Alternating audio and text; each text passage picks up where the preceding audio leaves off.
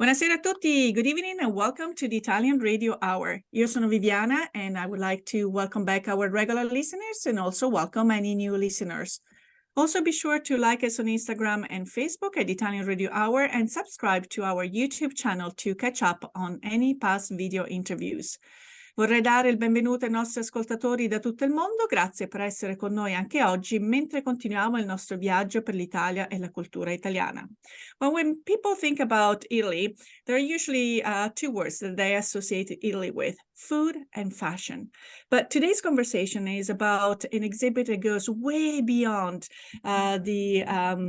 the frontiers of a tiny country of Italy, which contributed to both food and fashion, to actually explore the meaning of both elements, also combined, compared, and how they have signed the life of so many people through the movements and the designs, and in a wonderful exhibit curated by Melissa Marra-Alvarez and Elizabeth Way, which is currently at the Fit Fashion Institute of Technology in New York.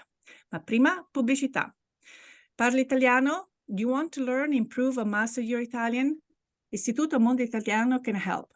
Located in the heart of Regent Square, Mondo Italiano offers small group classes and one-on-one private tutoring to help you learn Italian in no time. Visit us online at www.istitutomondoitaliano.org.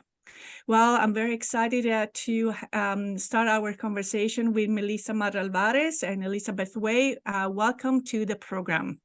Thank you. Thank you for having us. Thank you. So when I came across the announcement about this exhibit with the beautiful images also that came along with the posts on and the press releases, I was very curious to learn a little more. We had dealt with the Fashion Institute of Technology before. Always amazing programming. So, but I was fortunate enough to get connected with the two of you. But before we dive into this beautiful, beautiful project, can we share a little bit about your backgrounds? And Elizabeth, would you mind going first? Sure. My name is Elizabeth Way, and I'm an associate curator here at the museum at the Fashion Institute of Technology. I've been here about 10 years. And, through my work, I've been able to explore so many different aspects of fashion culture. And this new kind of perspective involving food has really opened my eyes to kind of all the similarities between fashion culture and food culture. And Melissa. Hi, I'm Melissa Marra-Alvarez. I'm the Curator of Education and Research here at the museum at FIT.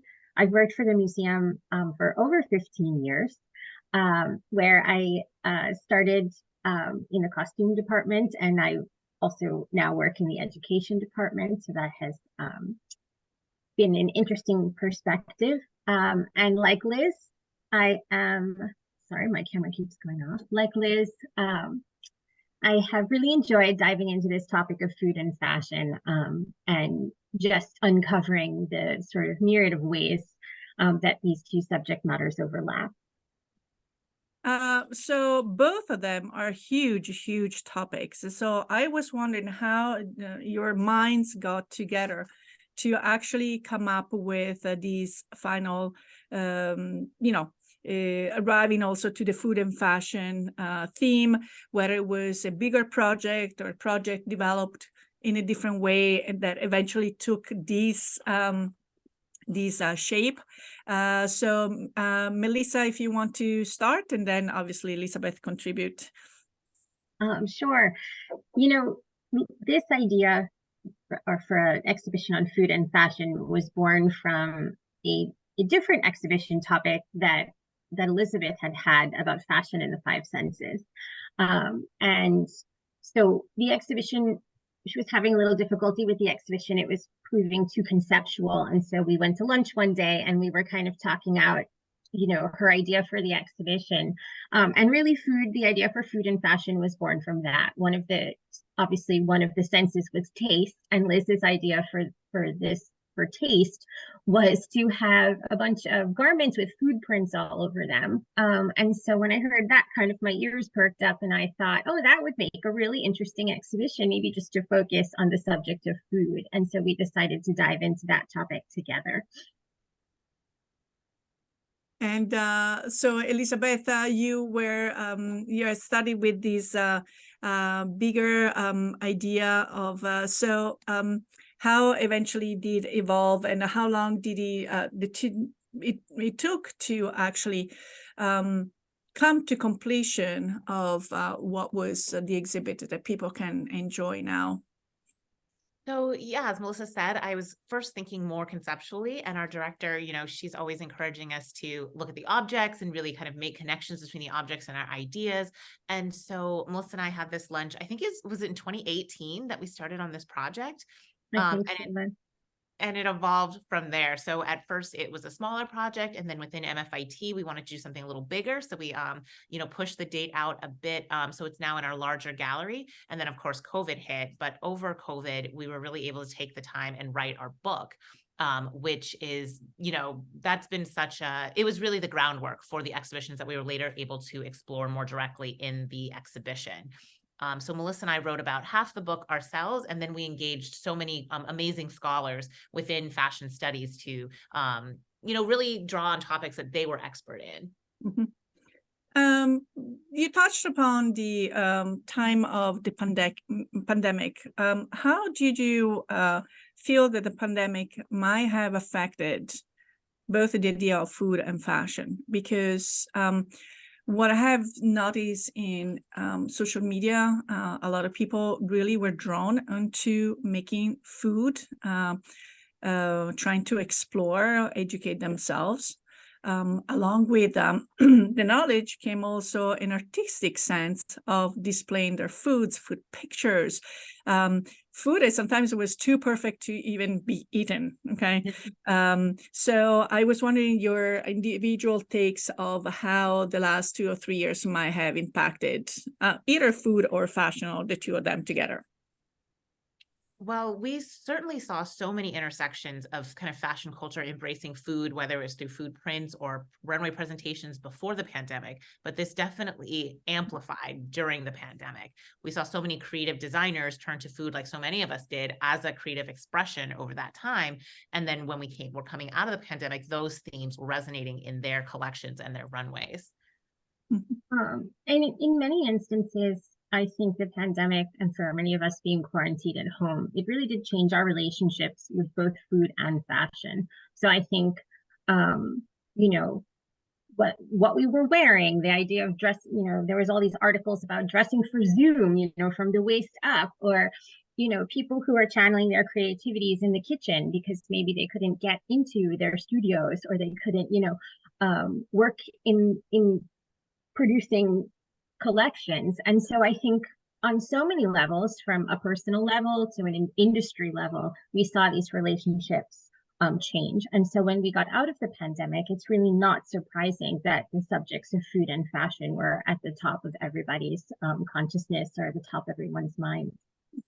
So before we start diving in also in some of the very amazing content of also your publication, it is indeed a beautiful, beautiful work.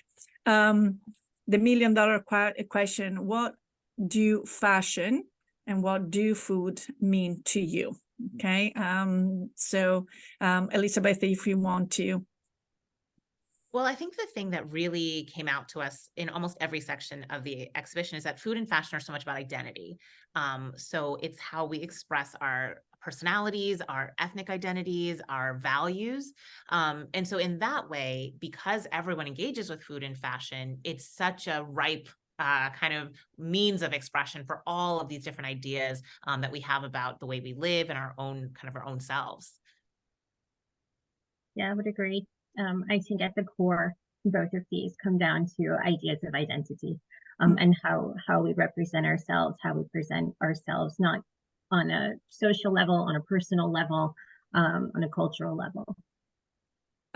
So yes, and also food and fashion, when there is a glamour side of fashion, but there is also a sense of style that could be also individual and representing values and so forth. But also when we look at fashion, we have to also look at the impact that fashion has on the world. We are in the world of fast fashion.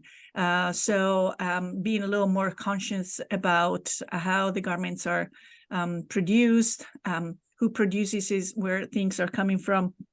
And you actually have a part on the book that focuses on the activism, nature, labor, and the body, talks about, growing alternatives. Tell us a little bit about your personal philosophy or your personal belief. I think on the one hand, food and fashion are two, like from a production standpoint, are two of the biggest industries, on the planet, right? Food and clothing.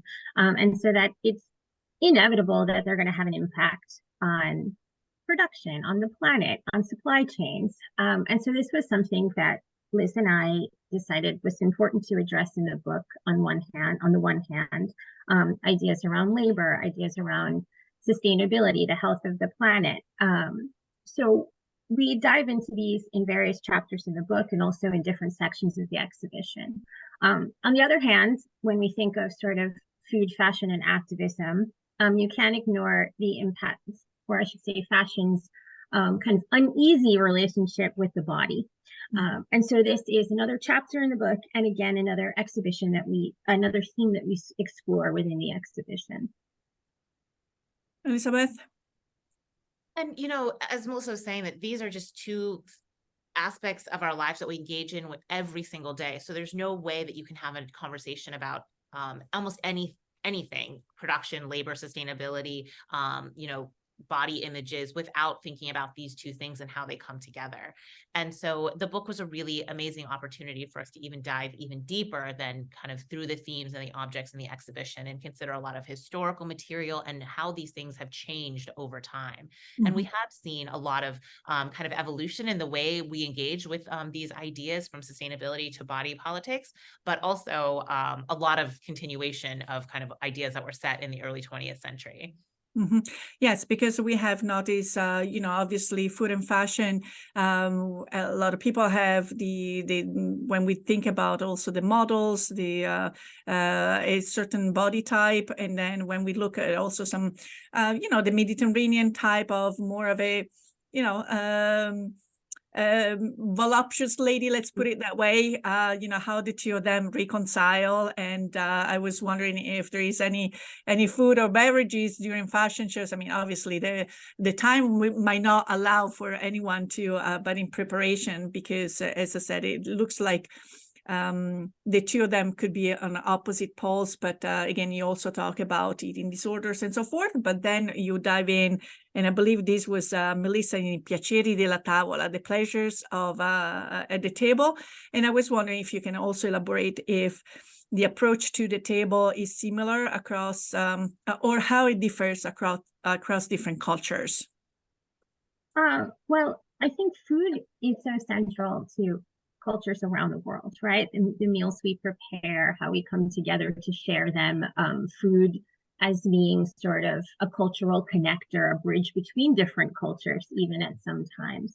So another topic that we explore is this larger theme of food, fashion, and cultural representation, which is where the chapter El Piacere della Tavola comes from in the book. And so in that chapter, I was exploring the idea of how both food and fashion are so deeply intertwined in the cultural consciousness of Italian identity, and how this was constructed over time, and how it manifests today. Because there are a lot of designers, from Franco Moschino to Dolce & Gabbana, to the Missoni family, who harness this concept of food, at times specifically pasta, as a symbol, as a recognizable symbol of national identity.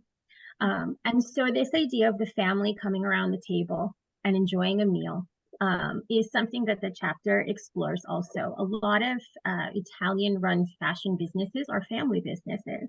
And so there's also kind of this well-known idea that Italian families come around the table. The kitchen and the table is the center of family life, where we share a meal, where we come together to bond. And so, for example, the Missoni family capitalizes on both of these ideas in a cookbook that they produced, which was the Missoni family cookbook. And so they take this idea of the table and the family, and they use that to extend their brand identity, which is a long-time family-run business. And so all of these get sort of branched together, lumped together under this idea of Italian identity. And I think if you look at different cultures around the world, there is this idea of the table and the shared mealtime that manifests in different cultures, but each with its own kind of twist and representation. Mm-hmm. And it's not surprising that food is a theme that people come back to culturally over and over, because going back to antiquity, I mean, food was survival. Food was so central to kind of how people built communities, villages, cities. And so we see not only designers kind of thinking about food as a shorthand for their cultural identity, whether Fendi is making these high-end pasta necklaces, or we have designers like Tremaine Emery from Denim Tears, who's thinking about Black foods and how it expresses his Blackness as a part of this diaspora of Africans across the world. We also see how artists have engaged with this intersection of food and kind of their own artistic practices. And over the 20th century, so many designers have picked up on kind of food in artwork and incorporated that, borrowed that for fashion. Mm-hmm. Wonderful. Go ahead. I was going to say, picking up on what Liz said, in fact, in both the exhibition and the book, we feature an ensemble by the Chinese-American designer Lian Huang. And literally, her design is a banquet table. So it's meant to look like it's a coat. And when you open it up inside, it's literally a table, the tabletop, filled with all sorts of surrealist inspired fantastical dishes. And so literally she's bringing the table and the idea of coming around the table and sharing a meal to us through this fashion piece. So while we've been now talking about some of the pieces, what I would like to do is to kind of having rolling images of the exhibit. If there is any outfit in particular, designer that you would like me to, to stop rotating the images so forth and elaborate more, please let me know. But what can the public expects? How is the exhibit layout? What's the concept on how you organized the exhibit? So we start the exhibition, we have two galleries, and we start the exhibition with an introductory gallery that really looks at kind of how food and fashion are kind of setting up the temporality of our day. So we start in the morning in the kitchen, we go to the late morning in the market, and then we have lunch in our fast food diner, and then dinner in our high fashion restaurant. And these are ways that we can just look at all of these intersections, these impacts of food culture on fashion. And then in our main gallery, we have several different themes that are laid out in an exhibition design that mimics a food hall. So our exhibition designer, Kim Ackert, was really looking at spaces like Les Halles in Paris, but these food stalls that really allow us to explore different kind of related but distinct themes. What you're looking at here is a section in the biggest part of the exhibition that does look at cultural identity. And so I mentioned Tremaine Emery of Denim Tears, who partnered with Sky High Farms. It's our ensemble on the very right-hand side. But we also have next to him a design by Post Imperial that's looking at jollof rice and how that is a not only kind of staple food of West Africa. There's so many rivalries between who makes the best jollof rice between Senegal and Ghana and Nigeria, but also this idea of kind of home cooking these foods from your childhood or your hometown, how comforting that is. And so we see this designer playing with these soft textures and these colors. And I think that's something that really speaks across cultures, that these foods that you grew up with that are so evocative of your cultural identity really are so comforting. Mm-hmm. And how, and then I'll obviously have more pictures to come. How these pieces are collections from the designers, or how they came to the show? So some of them are pieces of our permanent collection, and some we borrowed from designers. Okay, wonderful. Okay, so if you guys want to elaborate, you were talking about, you know, the unfolding of the day also. As far as the experience, feel free to tell us more about the exhibit, Melissa. I'm just kind of going through some of the images. I believe the gown that we see on the right was probably featured in a lot of the press that came out, and it was a little bit of a eye-catching. Yes, this is the section of the exhibition that focuses on body politics and, in a sense, looks at the ways in which fashion approaches its uneasy relationship with the body and body identity. And so what I always like to say is when we look at this section is that we kind of look at this relationship between food, fashion, the body through two lenses. One is through kind of fashion's focus on diet culture. And some of the ways in which fashion designers are bucking back against that. And so on the left, we have an orange and yellow or shades of orange ensemble by Becca McCarran of the fashion label Chromat. And Chromat's known for sort of its body positivity and celebrating body diversity on the runway. And so this was from a 2014 collection in which she had models of all body types coming down the runway eating flaming hot Cheetos. And so the ensembles itself oftentimes echoed the colors that you see on flaming hot Cheetos.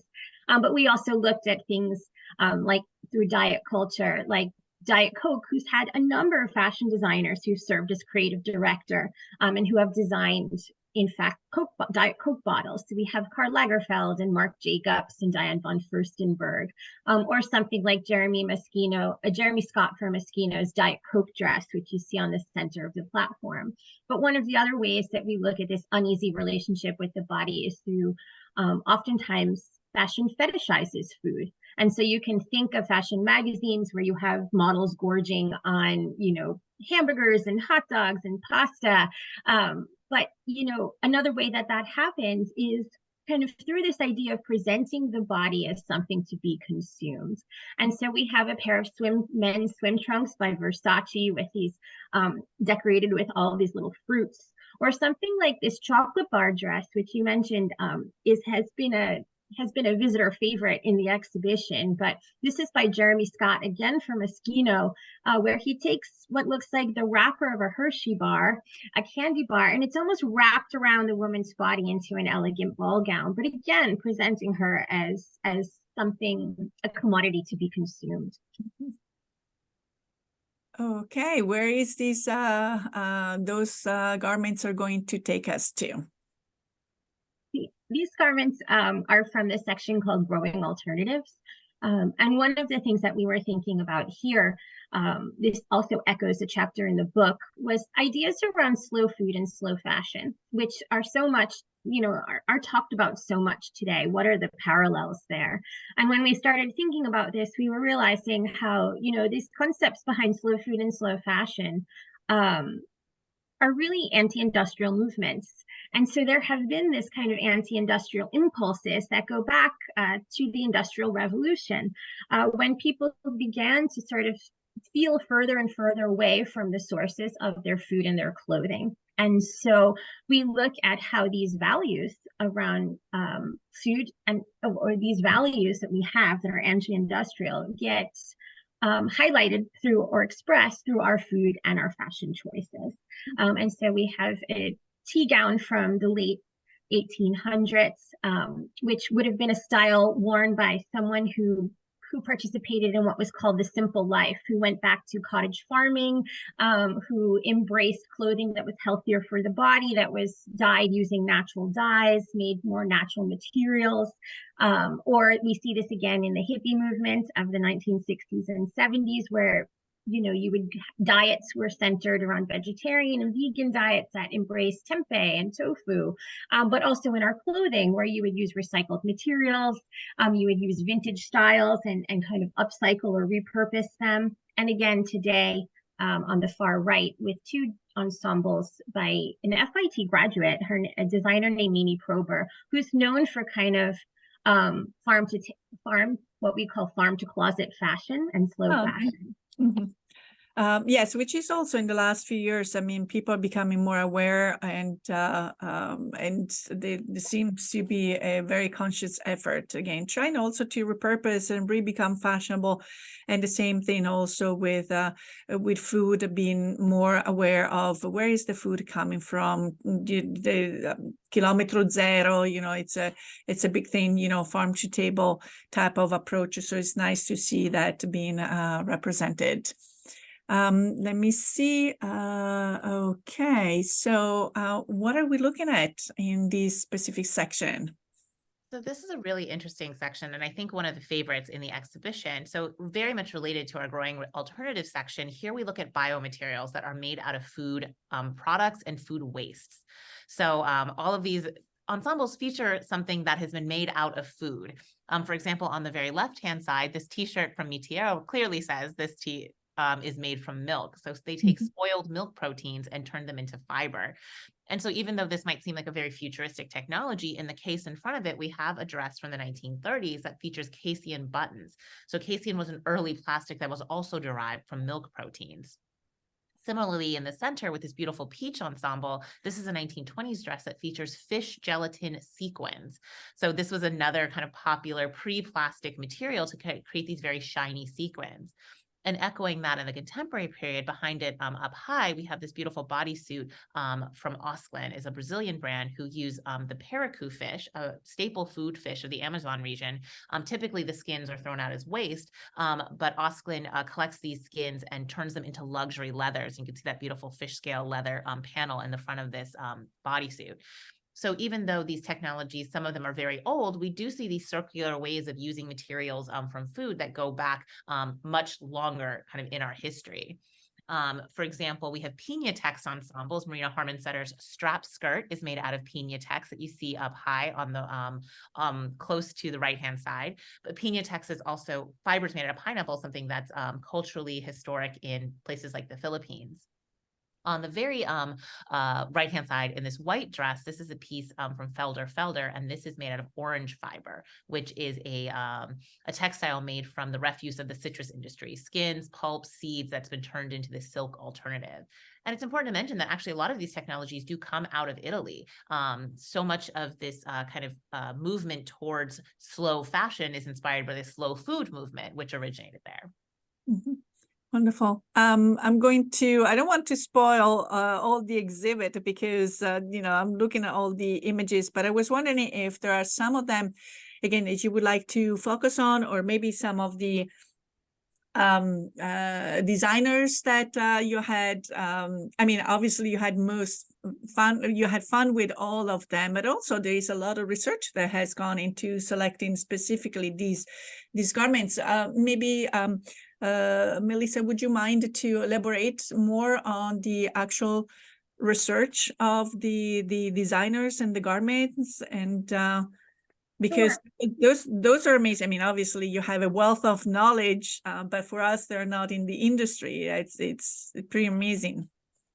Well, I think I can safely say that there were certain designers that immediately came to mind when we had started thinking about the topic of food and fashion. So one of them might be like Jeremy Scott for Moschino, or Moschino in general, which is a fashion label that has used food references pretty much since its inception.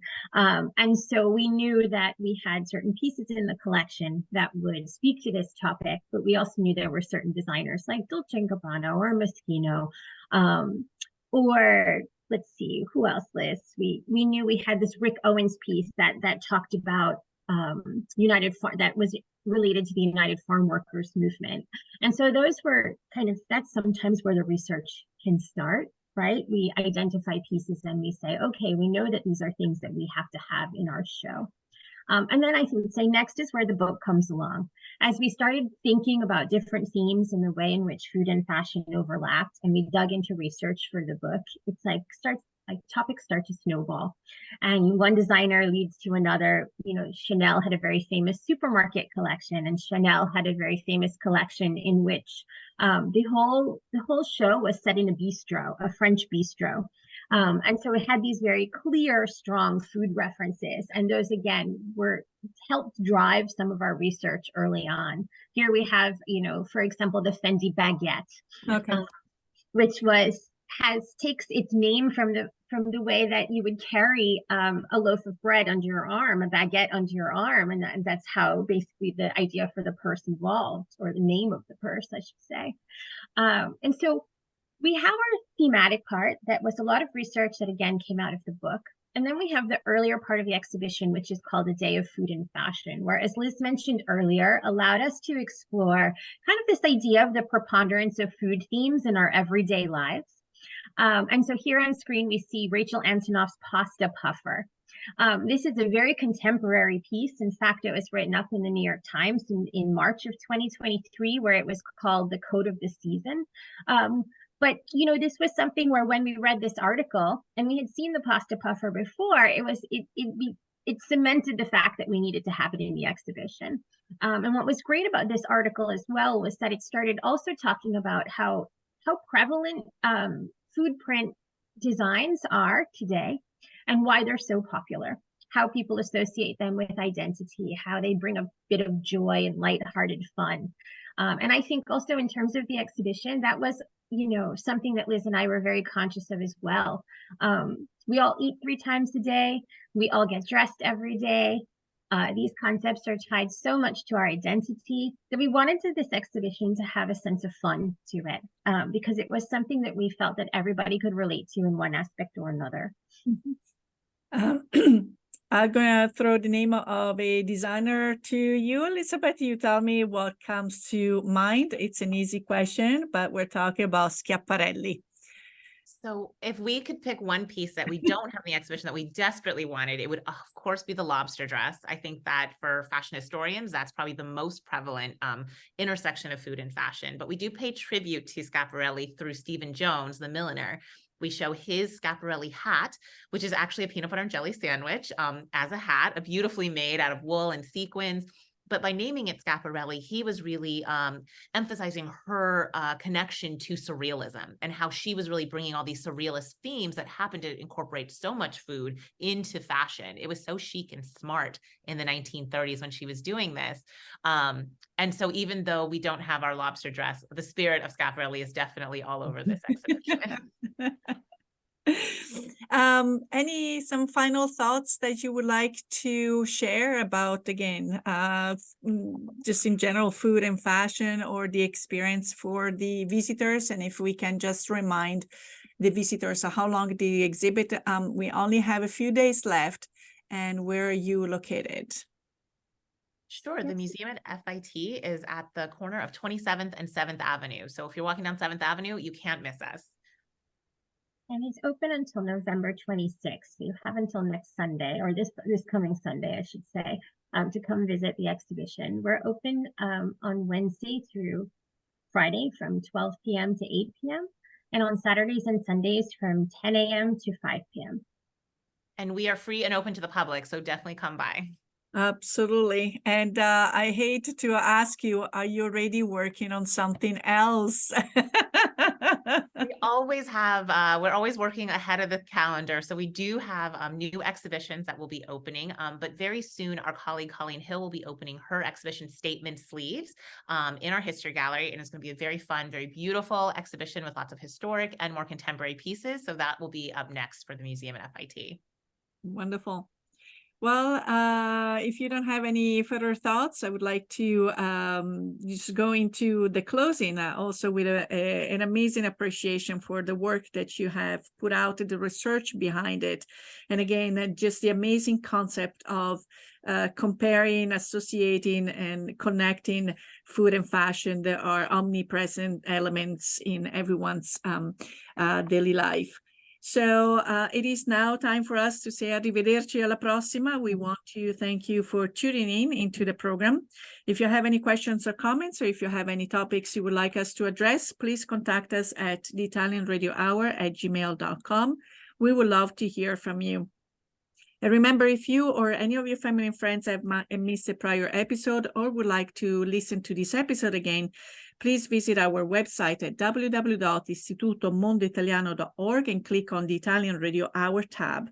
You can also subscribe to the Italian Radio Hour on YouTube or where you catch your favorite podcasts. I would like to thank my guests, Melissa Marra-Alvarez and Elizabeth Way. Our sponsor, Istituto Mondo Italiano, and catch the exhibit before it's gone. Until next time, alla prossima. Ciao, ciao. Ciao, thank you. Thank you so much for having us. Bye.